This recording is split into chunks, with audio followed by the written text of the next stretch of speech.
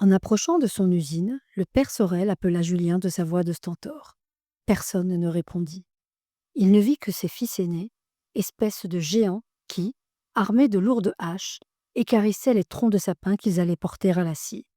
Tout occupés à suivre exactement la marque noire tracée sur la pièce de bois, chaque coup de leur hache en séparait des copeaux énormes. Ils n'entendirent pas la voix de leur père. Celui-ci se dirigea vers le hangar.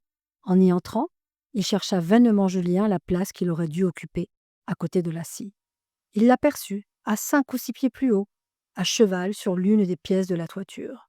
Au lieu de surveiller attentivement l'action de tous les mécanismes, Julien lisait. Rien n'était plus antipathique au vieux Sorel. Il eût peut-être pardonné à Julien sa taille mince, peu propre aux travaux de force, et si différente de celle de ses aînés. Mais cette manie de lecture lui était odieuse, il ne savait pas lire lui-même. Ce fut en vain qu'il appela Julien 2 ou 3 fois. L'attention que le jeune homme donnait à son livre, bien plus que le bruit de la scie, l'empêcha d'entendre la terrible voix de son père.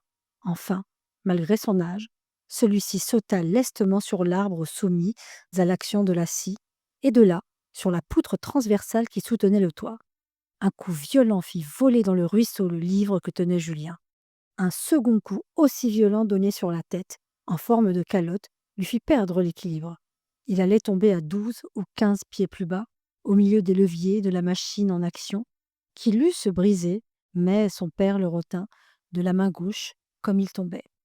Eh bien, paresseux, tu liras donc toujours tes maudits livres pendant que tu es de garde à la scie?